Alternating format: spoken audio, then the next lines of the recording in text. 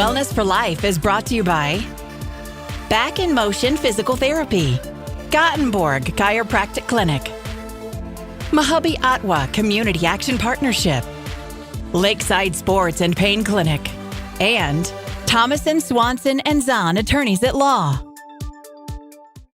Hi, welcome back again. I'm Dr. Mark Wheaton. I'm owner, physician of the Lakeside Sports and Pain Clinic. We're located in Excelsior, Minnesota, and also right here in location in Monaga, Minnesota. And I'd like today to talk about a condition that you're all familiar with, and that is a pinched nerve. It's a very common diagnosis, and oftentimes a person will come in saying, Dr. Wheaton, I have a pinched nerve in my neck or my back or elsewhere in the arm or leg. So what I'm going to do today is, rather than discuss all the different locations for pinched nerves, I'm going to focus especially on the pinched nerves that are found in the lower back, because they are the most common, with a close second being pinched nerves in the neck. And in just a minute I'll show you a diagram of what a pinched nerve looks like. So a pinched nerve is just a general term for any time a nerve that comes out of the spine is exiting the spinal column and is starting to head down the leg. Oftentimes when a patient complains of pain, it may not be even located, the pain might not even be located in the lower back. It may in fact be located down the leg. And the reason for that is because the pinched nerve, which often occurs because of a disc herniation, and I'll show you what that is in just a minute, causes the pain to be referred or radiated into the leg or foot.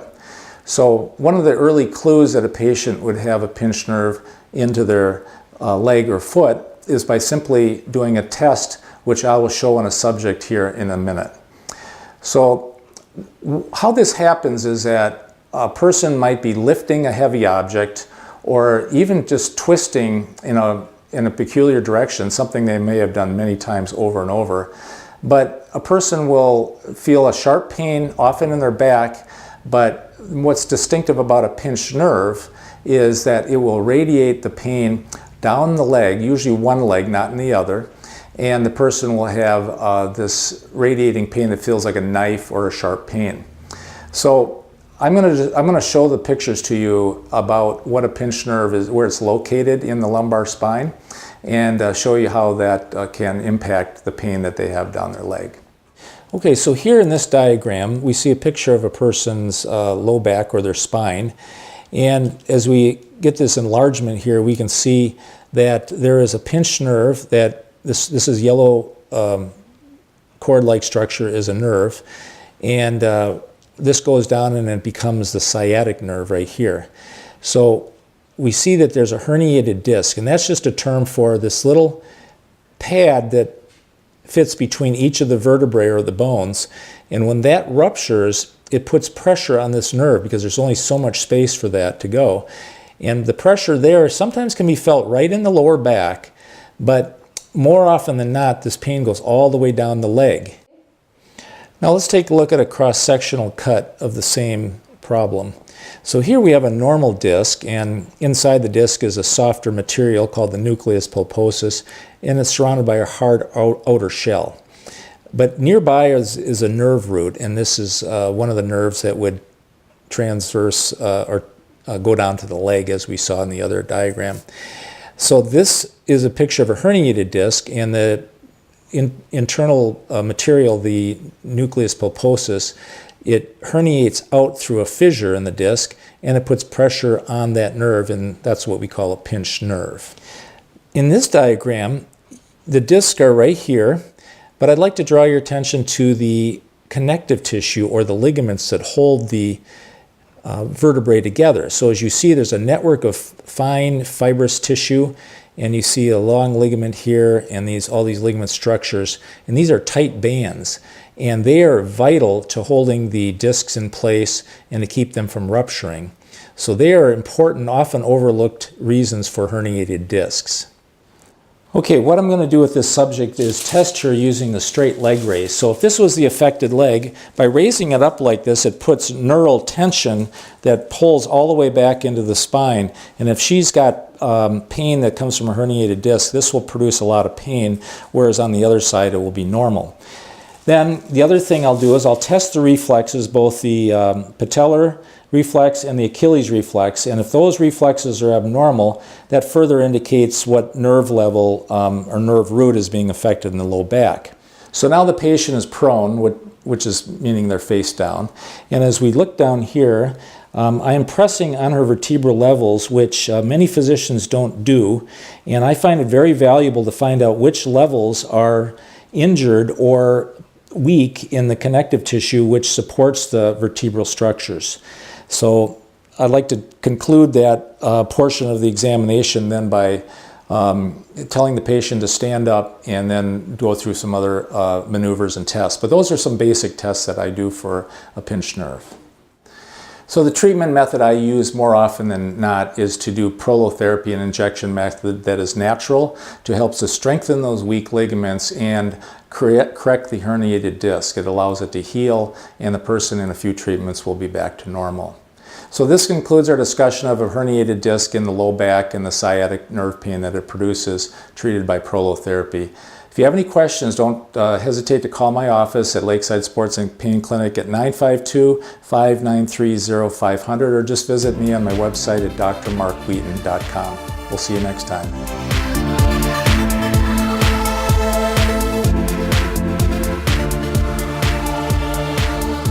Coming up on Wellness for Life.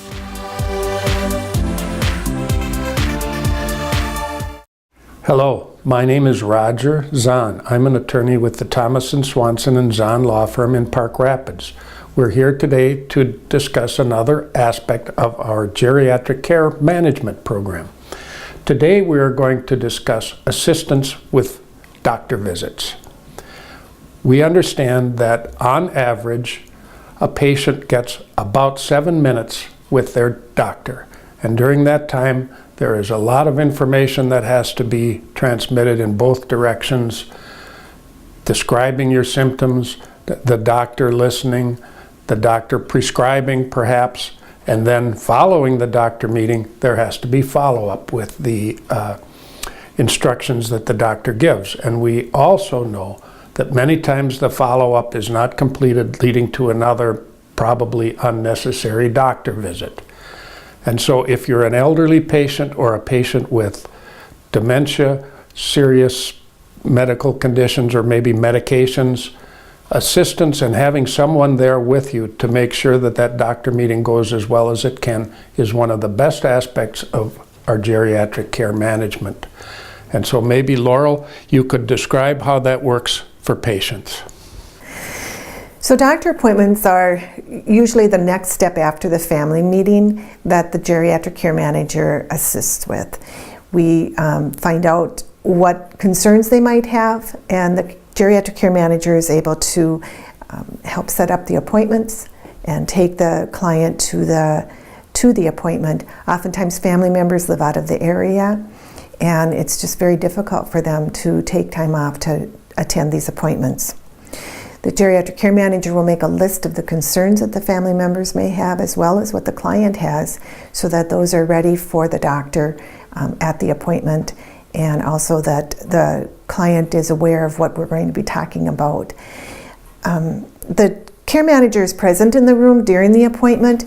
If there's a physical examination taking place, of course, the care manager will step out for privacy, but then we'll be back in the room during the actual appointment time, so that I'm able to take notes, offer any assistance to the client if she's not quite sure about some of the questions that she wants to ask, and just being available to answer questions that maybe the doctor has. After the appointment, the care manager takes notes and is available to help if there's any medication changes. We go to the pharmacy, get the meds taken care of, set up any other appointments, follow-ups that need to be done, and then take the client home. After that, the geriatric care manager will sit down and put together all the notes and all the information that the doctor has provided, and either email or call the family members, however they've chosen to have communication done, and then they're aware of what the changes are or anything that's come up during the appointment, and any follow-up that's going to be taking place. Thank you, Laurel. You might also discuss whether or not family members also attend some of the doctor visits with you. Yep, and that's very, very welcomed, actually. Sometimes family members just don't want to be alone because it's hard to understand some of the information being discussed. And definitely a geriatric care manager can go along and just be present with the family as well. However it works, we try to support them in however they need the support. Thank you. So if you have questions and are looking forward to a doctor visit and think some assistance by our geriatric care manager would be helpful, please give us a call. Thank you.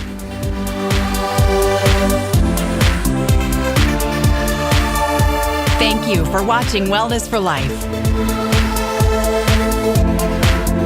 Brought to you by Back in Motion Physical Therapy, Gothenburg Chiropractic Clinic, Mahabi Ottawa Community Action Partnership, Lakeside Sports and Pain Clinic, and Thomason, Swanson, and Zahn Attorneys at Law.